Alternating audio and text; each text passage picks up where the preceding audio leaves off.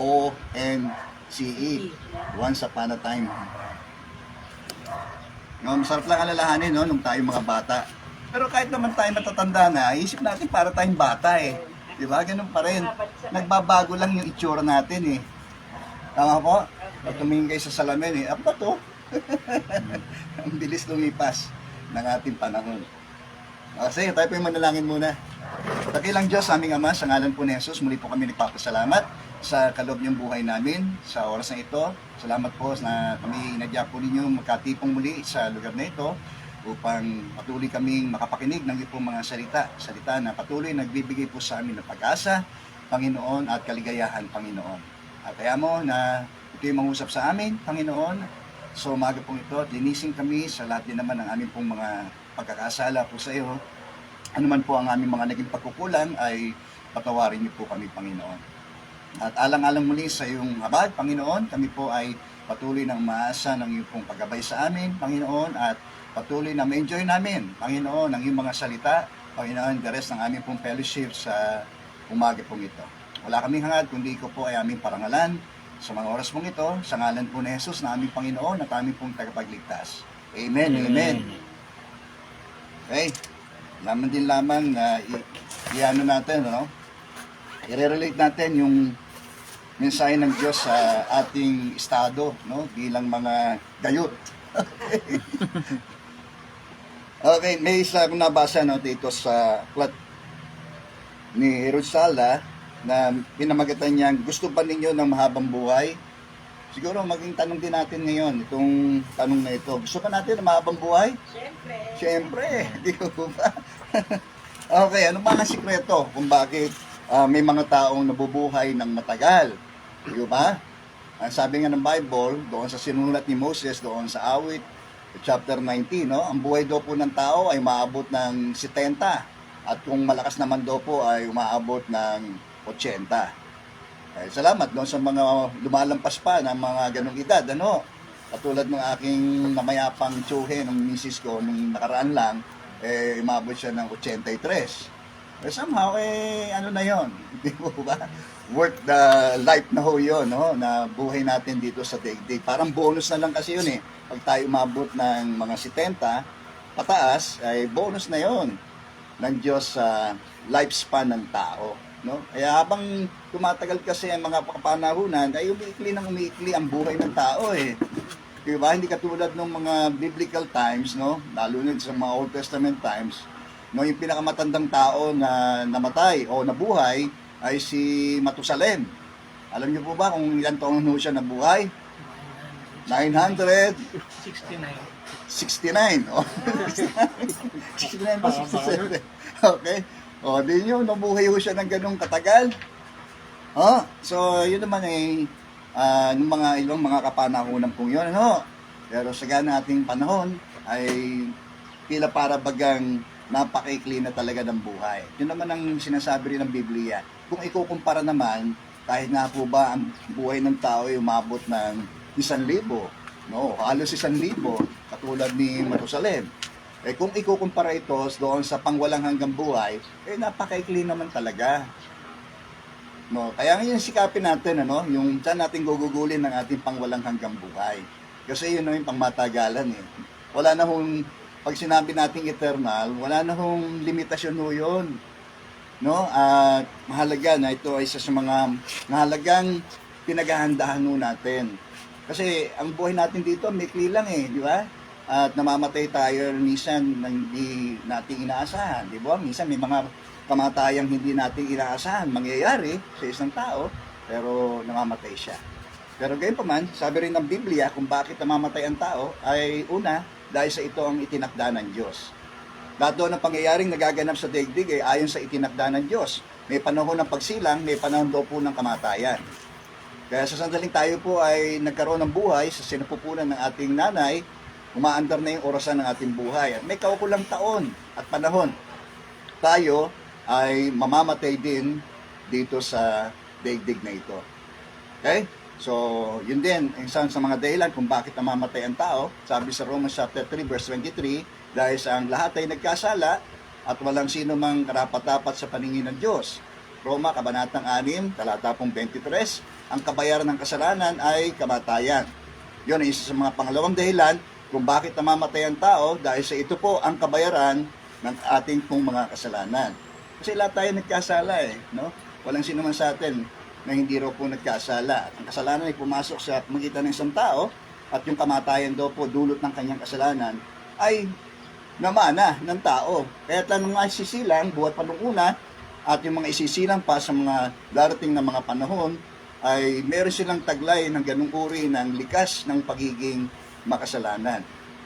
So, hindi natin sasabihin, may mga tao sabihin, hindi naman ako makasalanan Di ba? Kung di tayo makasalanan, di tayo mamatay, di tayo tatanda. Di ba? Kaya nga tayo tumatanda, namihina, nagkakasakit, hanggang sa tayo po igugupo ng kamatayan. Okay? Bukod sa ito ay realidad ng buhay, ay yun ang katotohanan sinasabi ng Biblia, na ito po ay bunga ng ating daw pong mga kasalanan. No? Yung likas ng ating pagiging makasalanan, tayo po'y silang, at gayon din yung mga personal sin natin na ginagawa ho natin. Sa sandaling tayo po'y nagkaroon ng kamalayan sa naggumawa ng mabutit masama, doon ho umaantong yung tinatawag po nating personal, no, na pananagutan po natin. Po, yan, so, ang kadahilan, paat man naman namamatay ang tao. Una, dahil sa ito yung tinakda ng Diyos, yun doon yung sinasabi ng Biblia. Pangalawa, ito po ay bunga ng ating pong mga kasalanan. Okay? So, para sa atin ngayon, gusto natin maging mahaba ang buhay natin, no? May isang kwento rito na nakit mo nabasa. Ang sabi niya rito, ang kwento, nang siya ay 85 years old na, siya ay nag-aaral ng eskrema. Eskrema, yung gano'n. Eskremador siya. Nang siya ay 100 taon na, nakapagbibisikleta pa siya. Tingin niyo po yun. At nang siya ay 110, sabi rito, ipinasya niya mahirap ang mabuhay na nag-iisa, kaya siya ay lumipat sa isang tahanan ng mga retirado. Okay? At nang siya ay 121 taon na, ay pinutungan siya ng Guinness Book of World Record na bilang isang reyna ng pinakamatanda sa lahat. Sinilang ho siya noong 1875 at namatay ho siya ng 1997. Siguro magbibilangin natin, siya po ay namatay ng 122. Okay? Kung babawas natin yung 1997 doon sa 1875. So, before na siya ay mamatay, na sa edad na 122, ay pinutungan siya, no, ng Guinness World Book of Records na reyna ng pinakamatandang taong nabuhay sa edad na 121. In the year, no, na follow, siya po ay namatay sa edad na 122. Gusto ba natin mabuhay ng 122? Lumampas tayo ng 100? Kaya to siguro nakatalikod na tayo sa langit. Baka mata na lang gumagalaw natin. Kasi makukuha mo ng 100,000 sa gobyerno. Ay, sa 100,000. Ay, iba gusto. Makinabang na. 100 taon Pero bihira na ho yun. Siguro, aamin tayo dahil sa henerasyon natin, dahil marahil nga may mga factors na kung bakit namamatay ng minsan wala sa kapanahunan ng isang tao, yung sabihin hindi pa siya dapat mamatay, namamatay na siya. Diba? Pero dapat sa siya tayo mabuhay, ay sundin natin itong mga sikreto ng mahabang buhay. Gusto ba natin yon? 3 sikreto na binanggit dito na magbibigay sa atin ng advantage para tayo ay mabuhay ng mas matagal. Una, sabi niya, kung nais natin mabuhay ng matagal, ay gawin natin kung ano po yung tama. Hindi ho yung mali. Hindi ho yung pang-aabuso. Una, ay kumain daw po tayo ng tama. Yan, isa sa mga dahilan, pagkikliri ng buhay ng tao, ay dahil doon sa mga food intake niya. Minsan, yung pang-aabuso niya sa kanyang katawan, ay nagiging dahilan ng pag-ikli ng buhay ng tao. Tama po ba yun? Sino man malakas kumain dito? Ha? Ayun. Ayan. Siguro yung mga chabi-chabi sa atin dito, no? Sasabihin natin talaga ano, no? So, it's a matter of balancing din naman talaga. No, hindi naman pwedeng, hindi naman tayong, may mga tao talagang maganang kumain. Ano? Binabalance eh.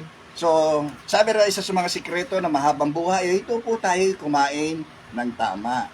O, lalo na ho sa atin, ng mga nasa estado na ng gayut. Ano?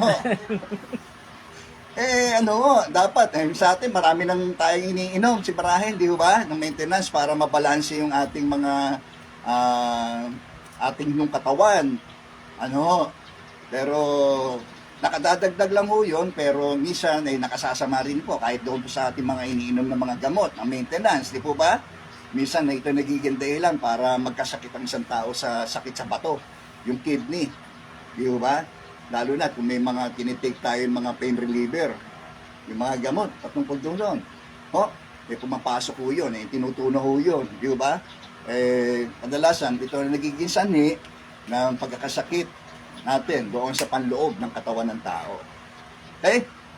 So, kumain ng tama. Di ba? Kung masama sa atin ng kung mataas ang ating kolesterol, di ba? Dapat mag-iwas tayong kumain ng labis na na magpapataas ng ating kolesterol pa. Bagamat maaring may mga gamot tayong tinitake, pero mainam na rin, no? Na nagbabawas tayo doon sa mga bagay na dapat bawasin, no, na pagkain sa atin. Dagdagan naman natin yung mga pagkain dapat naman po nating kainin. Amen po? Yan. Kaya may mga namamatay na maaga dahil sa pag-aabuso sa labis na pagkain. Okay? So exercise, mahalaga po yan. Kaya maganda ho itong ginagawa natin, no? Sabi, may mga pakinabang sa pagsasanay ng katawan, yung pag-ehersisyo. Pero mas malaki doon ang pakinabang sa kabanalan. Ano po, kung tayo mumuhay sa kabanalan. Tako tayo doon para sa pangalawa na susi para magkaroon tayo ng mahabang buhay. Pangalawa, okay? Mag-isip ka ng tama. Okay, madalas ang sakit ng marami mga tao ngayon ay yung intendicitis. Di po ba? Ang dami nating iniintindi. No? Somehow, talagang contributing factor ho yun dahil sa mga stress ng buhay natin, dahil sa labis nating pag-iisip. Di ba? Sabi rin ng Biblia, kung ano iniisip mo, yun ka. Di po ba? Iniisip mo, mahina ka talagang mahihina ka. Kasi isip mo yun Iniisip mo yun Di ba? Naku kayo po. So may kinalaman din itong haba o ikli ng buhay ng tao sa kung paano tayo mag-iisip. Maliwanag po ba yun? Kaya ito nga si Jean Calment, sabi rito, ayon kay Jean Calment, wala raw siyang anumang kinatatakutan at walang hinaing sa buhay. Yung po bang yung palakain ng daeng, yung daeng, yung daeng ng daeng. Di ba? Ikaw ba yun? Bukod dun sa tayo palakain ng daeng, yung daeng ng daeng, di ba? Siguro nakakatagpo naman tayo ng mga taong gano'n, yung bang pagkakausap mo yung daeng ng daeng, para katuloy minsan na bubugnot dahil doon sa kanyang kadadaeng. Kasi para kang ginagawang shock absorber. Alam niyo po yon, yung bigat, pinapasan mo yung sinasabi niya. Tama ho? Nakaka-drain din, kapag may kausap tayong mga taong daing ng daing. Yun doon ay isang contributing factor para umikli ang buhay ng tao doon sa mga alaisip, aladaing. Sabi rito, hindi pa rin siya, nawawala sa kanya ang ugaling magpatawa. Tingnan niyo po yun. Kasi pagka ang tao rin masayahin nakakadagdago yan Di ba? Tingnan mo yung katabi mo. Yan. So, lagi pa siyang nakangiwi. Hindi dahil sa na-stroke siya, kundi lagi siyang may hinagpi sa buhay. Di ba? Kaya, minsan nagmamanifest yan sa itsura natin Di ba? Yung mga naluluko tayo, di ba? May mga kulubot. May mga bata pa mga may mga wrinkles na. Nasumangot lagi. Oo, nakasimangot kasi lagi. Oh, kaya nga si Jean Calment, no, nabuhay siya ng 122 dahil sa itong bagay na ito ay naging anong tunay niya sa kanyang buhay. Sabi niya, wika niya, sa mga mamamahayag, meron lamang akong isang kulubot at yun ay ang aking inuupuan. Okay? Siya ang pangunahing atraksyon sa kanyang bayan simula nang manirahan doon ng isang taon ang dakilang pintor na si Vincent van Gogh. Oh, kilala rin siguro natin si Vincent van Gogh. Di ba? Kung alam niyo yung kantang Vincent, di po ba? Starry, Starry Night, di po ba? Nabanggit doon yun eh. Okay? Si Vincent van Gogh. Ano raw ang kanyang palagay sa nasabing pintor? Nakikilala niya si Van Gogh na ang lalaki ay bumibili ng pintura sa tindahan ng kanyang tiyuhin. Ang pintor raw ay marumi, pangit, ang pananamit at mahirap makasundo. Yan. So tayo po ba ay ganun klase ng taong napakahirap makasundo? Kasi siguro may tuturing yung difficult person, di po ba? Napakahirap, no? Pakibagayan, di po ba? Napakahirap pakisamaan. No, yung ikaw ay hindi makakatagal na siya ay kausap. Di ba? May mga tao pong ganon. Amin po. Yan. So, ano naman mangyari sa atin yun, no? Kasi yun ay nagpapaikli pa ng ating buhay. Sa labis na mga pag-iisip, no? Sa mga pag-iintindi natin, nagdudulos yun ng stress sa atin, no? Emotional, psychological, stress. Eh, siyempre, natatangay yung physical natin. Amin po. Totoo naman yun eh. Di ba yung mga labis na mga pag-iisip, di po ba? Minsan, may epekto yan sa sikmura, di po ba? Yung mga ulcer, di ba? Di ba, nabataan tayo, may sakit sa ulcer. Yan, minsan ng dahilan yung ano eh, sa labis na pag-iisip. Okay? So, para magkaroon tayo ng mahabang buhay, kumain ng tama. Pangalawa, mag-isip ng tama. Tama po? At yung pangatlo, mamuhay ka ng tama. Sigurado, pagka itong tatlong ito ay atin hong sinundan, tiyak na nakalalamang na ho tayo sa iba. Amen po? Hindi naman ho natin sinasabing advantage na ho tayo kapag sinunod natin ang mga bagay nito. At yun naman sinabi ng Diyos eh. Di ba? Sabi rito sa unang Kronika, chapter 29, verse 28. Okay? Babasahin ko lang po, no?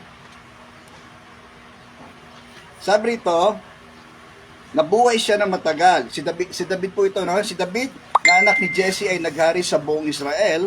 40 taon siyang naghari. 40 years. Okay? 7 taon sa Hebron at 30 taon naman sa Jerusalem. Tingnan nyo po ha. Nabuhay siya ng matagal. Tingnan nyo po ha. At namatay na mayaman at marangal. Si Solomon ang humalili sa kanya bilang hari at ang lahat ng pangyayari sa buong panahon ng paghari ni David ay nakasulat sa aklat ng mga propeta ni Samuel, Nathan at Gad. Tingnan niyo po yon. Nabuhay daw si David ng matagal. Ano ang naging sikreto niya? Kasi namuhay siya na may takot sa Diyos. Yan. So, isa pa rin sa pangako ng Diyos kay Solomon, na anak po ni David, dito sa unang hari. Okay, babasahin ko na lamang po, Unang hari, chapter 3, na kung siya ay susunod sa Diyos. Okay, ano po ang pangako ng Diyos sa kanya?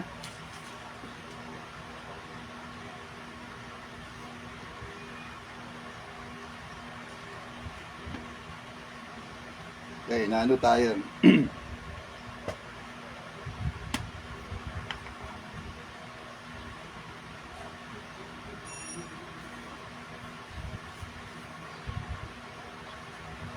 Sabi ni Solomon dito sa verse 6, sumagot si Solomon, kinahabagan ninyo ang tunay na minahal ng aking amang si David, dahil sa naging tapat at matuwid siya sa inyo at naging malinis sa kanyang puso, at ipinagpatuloy ninyo ang inyong tapat na pagmamahal sa anak na ngayon nakaupo sa kanyang trono. Tinutukoy niya siya.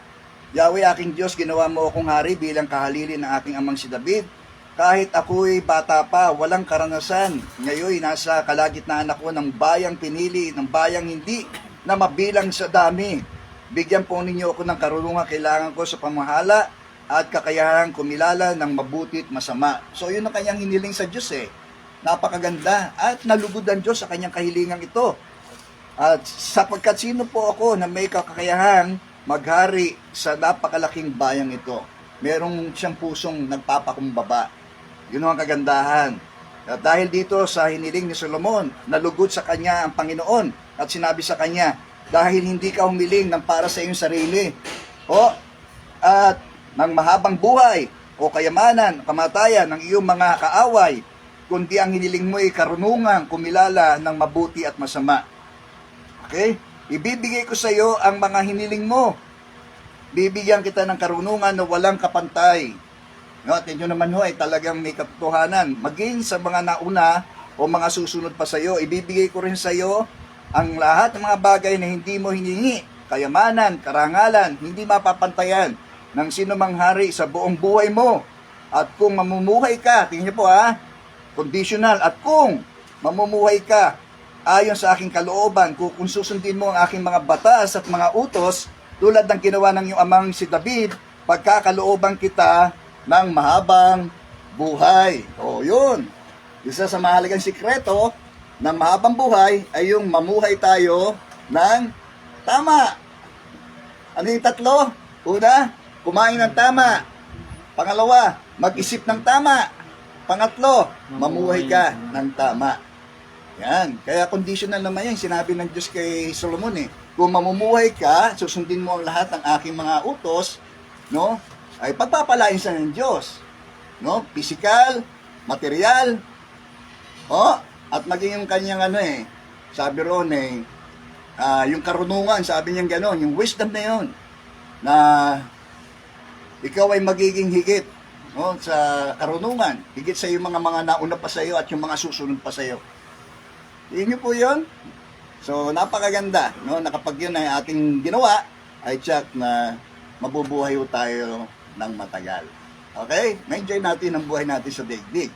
Di ba? Hindi tayo sasabihin natin, ayoko nang mabuhay. Di ba? Kasi yung mga nagsasabi noon, yung mga malulungkot ang buhay. Ano po? Yung mga taong walang nawawalan ng pag-asa sa buhay. Di ba? Dahil yun ang sa dulot noon. Dahil unang-una, hindi sila kumakain ng tama. And magkasakit sila para bagang mas masarap pang mamatay. Di ba? Yung mag-iisip ng tama, sa labis na buti pa, mamatay na lang ako. Di ba? Yung mga taong ganun sa kaiisip. At mamuhay tayo ng tama. Kaya nga sabi ni Jesus, di po ba? Pumasok kayo, pagsikapan ninyo, pumasok sa makipot na pintuan. No? Doon ay kokonti lang ang pumapasok doon, dumadaan doon. Pero yung dulo naman noon ay buhay. Amen. So, yun ang maganda. Doon tayo tumahak, hindi doon sa katulad ng malapad nga, malawak. At ito ro po yung dinaraanan ng marami. Yun kasi yung gusto ng marami. Yung walang nagbabawal. Di po ba? Na yung pong yung motto yung YOLO, you only live once. Gawin mo na lahat ng pagpapaligaya sa iyo. Ganun ang gusto ng tao, maging malaya. Di ba? Okay. Gawin mo. Gawin mo ang lahat ng maaaring mong gawin para sa mundong ito. Pero sabi ni Solomon, alalahanin mo, magbibigay sulit ka sa Diyos. Okay?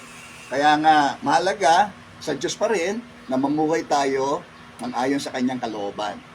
Sa gayon, mamatay man tayo, meron tayong pag-asa sa buhay na walang hanggan. Yan naman ang pinangako ni Jesus, di po ba?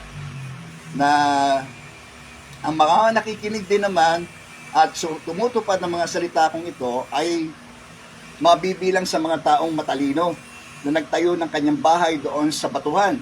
Dumaan yung mga unos, baha, no, yung mga disaster sa buhay, pero hindi nagiba dahil nakatayo sa matibay na pundasyon. At gamitin natin sa uri nating pamumuhay. Ito ang saligan ng ating pananampalataya sa Diyos, ang Biblia. Okay? Ito ay magtuturo sa atin ng mga katotohanan para lumaya tayo sa mga kasinungalingang na-implant sa atin. Sabi sa liksikin niyo ang katotohanan at ang katotohanan ang magpapalaya po sa atin. Ito rin ang mag-aakay sa atin sa matuwid na pamumuhay. Basahin natin ang kanyang mga salita. Sundin natin ito at tiyak na tayo po ay mapapabuti. No? At magiging advantage po tayo. Di ba? Sabi nga ng isang slogan, drug addicts never grow old because they die young. Amen. Di po ba? Gayun din. Abusuhin natin hindi tayo tatagal. Tiyak, iikli ang ating buhay. Kapag hindi tayo kumain ng tama, hindi tayo nag-isip ng tama, at hindi tayo namuhay ng tama. Okay? Nakuha niyo po? At ito ang mag-ahatid sa atin tungo sa landas ng ating pong buhay. Sabi nga ang Bible, basic instruction before leaving earth. Di po ba? Yun ang Bible. Yung acronym ng Bible. Di ba? Ito yung mga pangunahing instruction. Atas ng Diyos sa atin na bago tayo lumisan sa daigdig na ito. Diba? At yun na tayo ay tiyak na magbibigay sulit sa lahat ng ating mga ginawa sa daigdig dito. Mabuti man o masama, tayo po ay tiyak naharap sa hukuman ng Diyos.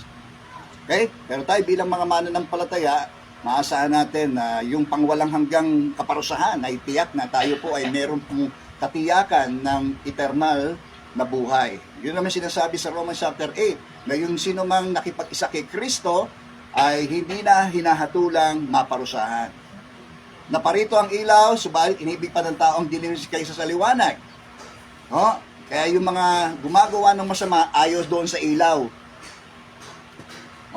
Dahil alam niya, masama yung kanyang ginagawa. Di ba? Kaya madalas man sinasabi sa atin, ayoko siya, daming bawal. Di po ba? Bawal nga, kasi isa ikabubuti natin yon. Di ba? Kaya nga, ang Biblia ay salita rin ng mga babala sa atin. Nang sa gayon, hindi tayo maparool. Di ba? Ito ay paraan ng Diyos para disiplinahin tayo. Para tayo hindi maligaw, hindi tayo maparool sa buhay. Kaya mamuhay tayo ayon sa salita ng Diyos. Okay? So, isang mahalaga rin, no? Kung bakit tayo si Jesus, kung bakit tayo may Pasko, ay sa dahilan si Jesus ay isinugo ng Diyos upang tapusin niya yung kanyang misyon doon sa krus ng Kalbaryo. Okay? Kaya sabi nung anghel doon sa mga pastol, ako'y may dalang mabuting balita na magdudulot ng malaking kagalakan sa lahat ng tao. Sapagkat isinilang ngayon sa inyong bayan ang inyong tagapagligtas. So, isa sa mga halagang panawagan po ng Diyos sa atin. Unang-una, magsisi tayo at talikuran natin ang ating mga kasalanan. Mamuhay tayo ng ayon sa kalooban ng Diyos. Okay? At higit sa lahat, tanggapin natin yung ginawa ni Kristo doon sa krus ng Kalbaryo bilang kabayaran ng ating mga kasalanan at yung muling pagkabuhay niya ang siyang nagdulot ng pag-asa sa lahat ng tao sa buhay na walang hanggan. Siya ang buhay at muling pagkabuhay na nananalig sa kanya kahit mamatay. Tingin niyo po, ay may pag-asa ng muling pagkabuhay.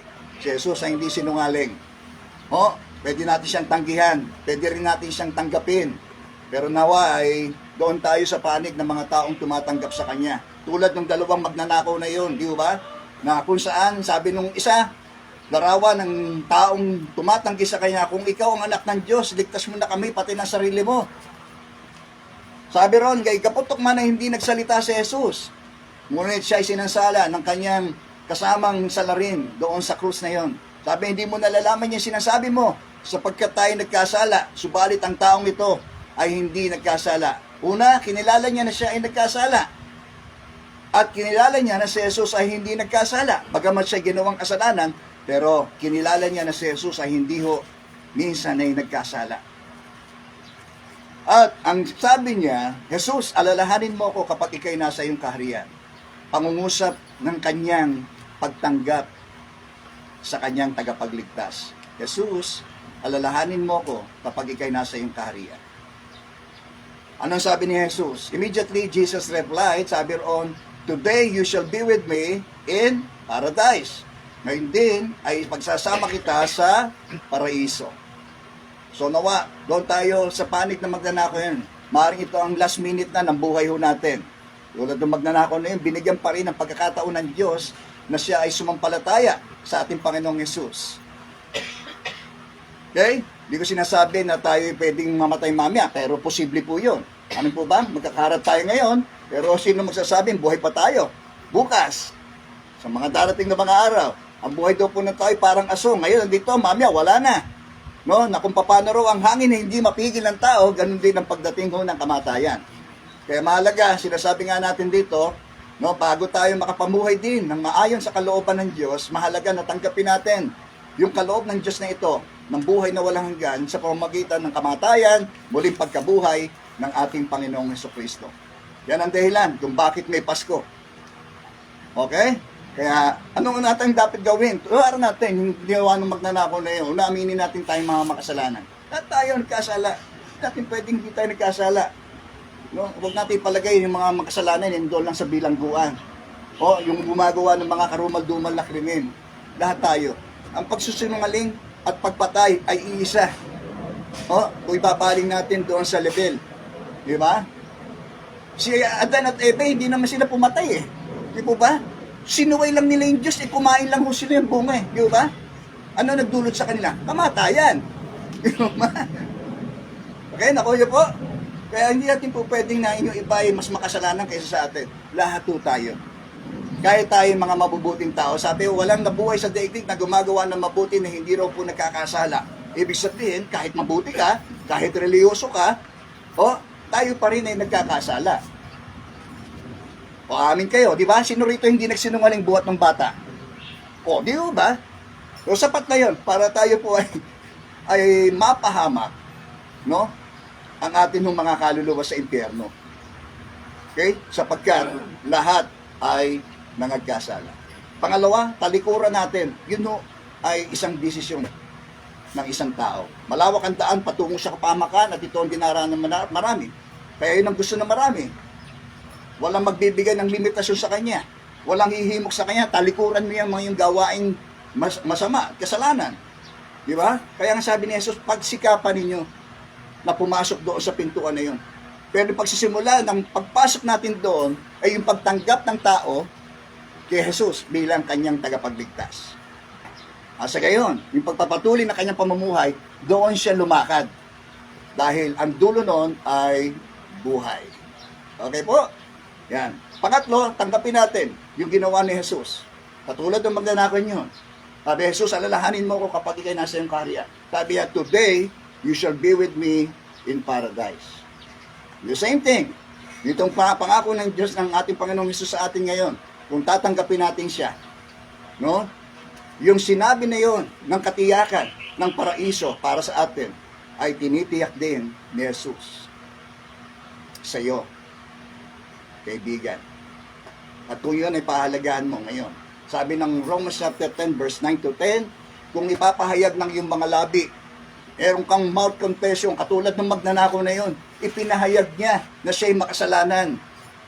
At mananalig ka ng buong puso, meron din kailangang heart confession. No? May pagpapahayag sa puso at ang Diyos ang nakakabatid ng puso ng tao. At sabi nung magnanakaw na yon, Jesus, alalahanin mo ko kapag ikay nasa iyong kaharian. Hindi niya nakikita yung kaharian ni Jesus, pero nananalig siya sa kanyang puso na si Jesus ang tagapagligtas. So, the same thing na ginagarantiya ng Panginoong Hesus sa atin, na kapag nanalangin tayo ng ganong personal, na taimtim sa ating puso, ipinahayag ng ating mga labi sa Kanya, dinideclare natin, no, na may pananampalataya na siya ang Diyos at Panginoon na ating tagapagligtas.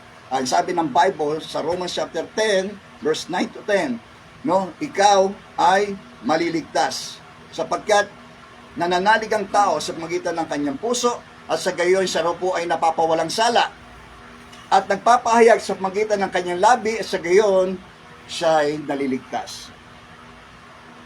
Okay po? Sige, manalangin po tayo ha. Gawin nating seryoso ito. Nakasalalay ang ating kaluluwa rito. Ang buhay natin parang aso. Ngayon, nandito tayo, mamaya, sino nakasigurong nandoon pa rin tayo. Pero isa lang tinitiyak ng Diyos sa atin. kapag tinanggap natin yung ginawa ni Jesus. Yung tinapos na gawa ni Jesus doon sa krus ng Kalbaryo, tiyak na meron tayong buhay na walang hanggan. Sige po, tayo po yumuko, tayo po pumikit. Kung yan ang nais natin sa umaga pong ito, ikaw kaibigan, kasi naabot ng yung tinig na ito, na sabihin mo at sundan mo ang panalangin ito na manggaling nawa sa iyong puso. Sabihin mo, Panginoong Jesus, sige po, Panginoong Jesus, lumalapit po ako sa iyo bilang isang makasalanan. Pinagsisisihan ko po ang lahat ng aking mga nagawang mga pagkakasala sa aking mga sinalita, inisip, at gayon din po sa aking mga nagawa at ginawa. Panginoong Jesus, nananalig ako na ikaw ay namatay upang ang aking mga kasalanan ay mapawalang sala. Nananalig din ako, Panginoon, na ikaw ay muling nabuhay mula sa mga patay upang ako ay magkaroon ng pag-asa sa buhay na walang hanggan. Tinatanggap kita sa aking puso, Panginoon, bilang aking tagapagligtas at Panginoon ng aking buhay. Simula ngayon, Panginoon, ang buhay ko pong ito, aking pong lubos na iniaalay sa iyo, Panginoon. Baguhin mo po ako, palayain mo po ako sa mga kasalanan, at pagalingin niyo po ako, Panginoon. At higit sa lahat, gamitin mo ang aking buhay na magpatotoo patungkol sa iyong ginawa. Marami pong salamat sa pangalan ni Jesus. Amen. Amen. Kaya simple na mensaheng ito, ang sabi ng Bible, sa lahat ng mga tumanggap at nanalig sa Kanya, ay pinagkalooban ng Diyos ng karapatang maging mga anak ng Diyos. No? So, yun pa lamang, meron na tayong karapatang tumawag sa Kanya ng Ama natin sa langit, dahil sa iyo nang itinuring ng Diyos sa lahat ng mga sumampalataya kay Kristo.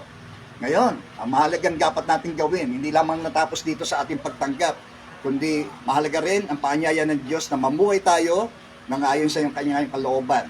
No, ang Biblia ay makakatulong sa atin para matuklasan natin kung paano tayo makapamumuhay ng ayon sa kalooban ng Diyos. Ano pa, no? Halubilo tayo sa kapwa natin mga Kristiyano. Ano po? Yan. Para makatulong sila sa atin sa pagpapalago ng ating pananampalataya. Parang binhi lang din ho yan, na tayo nagtanim, una, ng buto, ng binhi. Ay kailangan ho yang mabuhay, kailangan mamatay para ito'y mabuhay.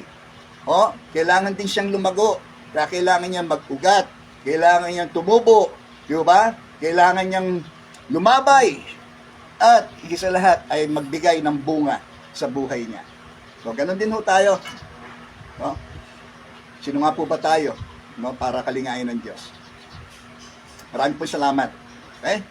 Ikaw ako lang mananalangin. Dakilang Diyos, muli po kami nagpapasalamat sa kaloob na oras na ito. Sandali, Panginoon, amang sinabi mo rin, hindi lamang sa tinapay nabubuhay ang tao, kundi sa bawat salitang nagmumula sa iyong bibig. Ayan po ninyong patuloy na ang pagkabuhay ng aming mga espiritu, Panginoon, ay patuloy na mag-akay sa amin tungo sa aming pagkalalim ng aming pagkakilala sa aming Panginoong Jesus, kung sino siya, Panginoon, sa aming buhay. At kami naman po, Panginoon, ay patuloy na magkaroon ng pusong mapagpakumbaba na lagi po naming sundin ang kanyang kalooban.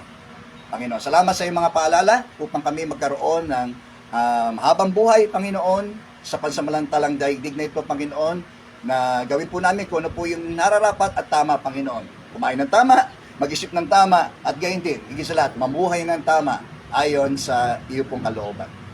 Muli, pinupuri ka namin, niluluwalhati ka namin sa mga oras pong ito. Pinagkakatiwala po namin ang the rest ng aming fellowship na ito sa pangalan po ng iyong anak na si Jesus, na aming Panginoon at aming pong tagapagligtas. Amen. Amen. Amen. Okay, salamat po.